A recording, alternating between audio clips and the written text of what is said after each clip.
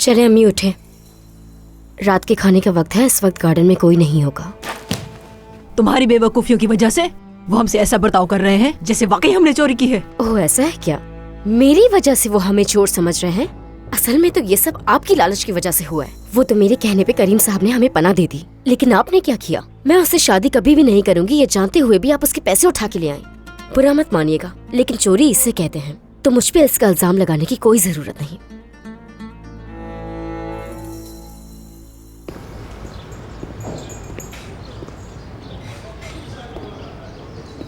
क्या मुझे एक चाय मिल जाएगी? जी बिल्कुल, अभी लाता हूँ मैं। शुक्रिया।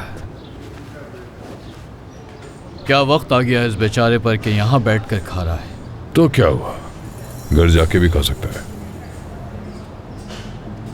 मेरी बीवी ने कल रात नसरीन और फातिमा को एक गाड़ी में बैठते जाते देखा और वो अभी तक वापस भी नहीं आई।